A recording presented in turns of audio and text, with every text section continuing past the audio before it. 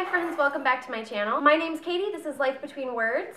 It's the middle of October. Spookathon is almost upon us, and I thought I would throw together a little TBR. I'm planning on participating in Spookathon. Whether or not I'm able to participate fully remains to be seen. However, my October so far has been a fabulous reading month. I have read 5 books already in October. I know, crazy. Usually even my best reading months are I only read about 6 books, so 5 books so far. So proud of myself, so proud of myself.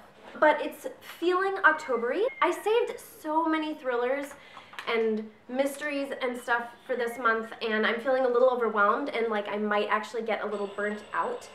But I'm still going to do Spookathon, and then maybe after Spookathon I will try and incorporate some other types of books as well. But October is a very, very thriller mystery heavy month for me.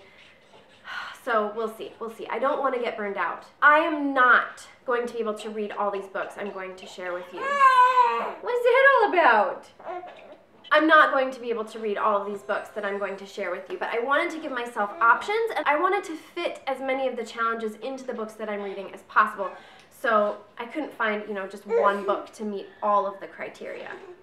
Right, Wilder? Right? I also tried to pick out books that I've been meaning to read for quite some time. So, for example, the first book that I want to share is Career of Evil by Robert Galbraith, J.K. Rowling. I should really just say Robert Galbraith, even though we all know it's J.K. Rowling. The name on the cover is Robert Galbraith. Do you want to get down, Wilder? Sorry if I'm all over the place, but I keep having to pick up and put Wilder down, and it's just every time I sit down I feel like I'm in a different spot on the camera, but oh well. Alright, so Career of Evil fits a couple of the criteria for the Spookathon. 1, a spooky word in the title. I'm considering evil a spooky word. I think we can probably all agree that evil is kind of a spooky word. At least for me, I find it very chilling. Also, I'm going to say that there's orange on this cover. There's not a lot, but I'm seeing various shades of orange and yellow, a little bit of purple in there. There's orange, like that's kind of orange. These buildings are a little bit orange. So, there's orange, right? I'm saying there's orange on this cover. I think you could also maybe consider this a thriller. I'm not really sure. When I think of these Cormoran Strike mysteries, I think of them more as just classic mysteries. I don't really think of them as thrillers, but I'm pretty sure that this one has a little bit more of a thriller element to it. I've been meaning to read this for over a year now, or longer, ever since this book came out, which was 2015, so 2 years. I've been meaning to read this for 2 years. I'm really looking forward to this book. It is a chunk. It is a chunker of a book. There's almost 500 pages in this. I kind of feel like I'd be lucky to finish just this one book next week, but we'll see. Hopefully more than that. Hopefully I can do more than that. The other book I really, really want to get to this month is A Rule Against Murder by Louise Penny. This is also just more of a classic mystery. I also think that this could fit the challenge, maybe, of a spooky setting. Now, I say that reluctantly because the Louise Penny books take place in one of the coziest, most inviting, warmest environments ever. Three Pines is a place that I would want to live. I imagine myself living in Three Pines. So, the spooky setting is not Three Pines. However, there is a murder in this book that happens at a lodge that is very seemingly peaceful. And a murder that happens in a lodge, that's a little bit spooky, right? That's kind of a creepy setting. Like I said, I say that with trepidation because Three Pines itself is probably the least spooky place ever. But I really want to read this month. I need to read more Louise Penny. I need her in my life. I need these books in my life, and so I'm making this one work. If those don't count, this next one pretty much fulfills every one of the challenges, and that is The Troop by Nick Cutter. It's a thriller slash horror. It has orange on the cover.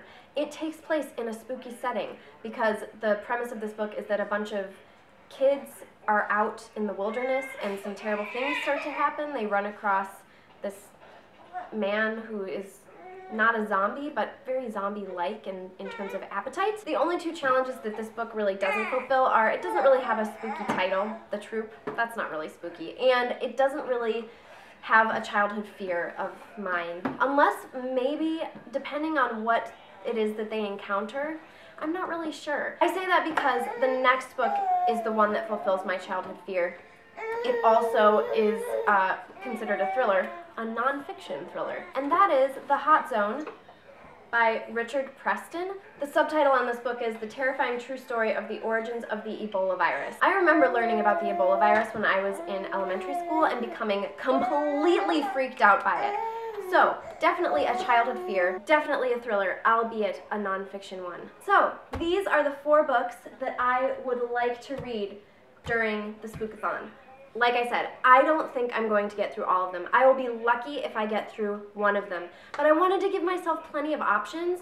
I think the 2 that I'm most excited to read right away are Career of Evil and Rule Against Murder. So I'd really like to get to those 2, even though they don't technically fulfill all of the challenges. I'm going to try and participate as much as I can. We'll see. I've never done very well at the Twitter sprints and stuff like that. I just don't get on Twitter very much. I'm just not very good at that part of book 2. But anyway, I am pretty excited. I love Spookathon. I think it's a lot of fun and it gets me in Halloween spirit. So with that, I'll talk to you all later. Bye. Can you wave bye-bye? Bye-bye. Bye-bye. Bye-bye. Hi friends, welcome back. Hi friend. Oh, lordy, lordy. Wilder has been teething. His top teeth pushed through this week. His bottom teeth pushed through last week. And he also has a little bruise under his eye from falling into our toy chest yesterday. So he's just not doing very well. He's just very unhappy today. And to top it all off, we think he might have an ear infection. So he is pretty miserable. You want Daddy Pig? Ugh. Ugh, baby snot in my hair. Gross!